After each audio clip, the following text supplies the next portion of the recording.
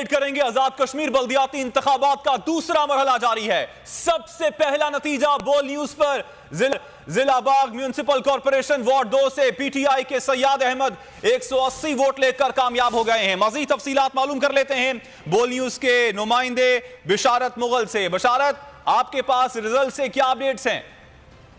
जी बिल्कुल, आजाद कश्मीर में जो 31 साल बाद इक़्तिदार को निचली सतह पे मुंतकिल करने के लिए वज़ीर-ए-आज़म आजाद कश्मीर ने जो एक अहम कारनामा सर अंजाम दिया और जिस तरीके से दबंग फैसले करते हुए 31 साल बाद लोगों को ये हक दिया गया है। बोल ने हमेशा अपनी रवायत को बरकरार रखा है।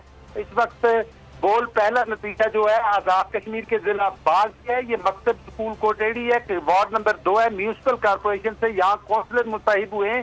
तहरीक इंसाफ के सियादे में इन्होंने 180 वोट लिए। इसी तरह और भी रिजल्ट आना शुरू हो चुके हैं। जिला बाग से यहाँ ही से तैयब यूनिस हैं, वो उनका ताल्लुक पाकिस्तान पीपल्स पार्टी से है, वो दूसरे नंबर पे। जबकि मोहम्मद नवीद खान जिनका ताल्लुक टाउन कमेटी से है और ये 130 वोट लेके इस वक्त तहरीक इंसाफ के यहाँ कामयाब करार पाए।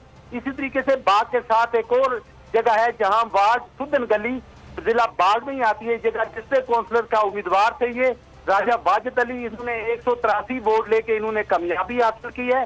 और इस तरह जो नताइज मुसलसल आना शुरू हो चुके हैं। बोल अपनी रवायत को उसने बरकरार रखा हुआ है और आजाद कश्मीर में इस वक्त ज्यादातर जो नताइज आ रहे हैं मुख्तलिफ वार्ड के अंदर से पीटीआई के जो उम्मीदवार हैं उनके आना शुरू हो चुके हैं, दूसरी जमातों के भी। और मैं आपको साथ ये भी बताता चलूं कि आजाद कश्मीर में इस वक्त जो 4 जिला के अंदर इंतखाबात हो रहे हैं, इसमें रावलाकोट, बाग, पलंदरी और हवेली। इस वक्त पोलिंग का अमल कोई बात स्टेशन ऐसे हैं जहां जारी है, बात पे खत्म हो चुका है, नताइज आना मौसूल हो चुके हैं। टोटल वोटर जो थे जहां 10,17,475 थे, जिसमें से ख्वातीन वोटर 4 लाख से ज्यादा।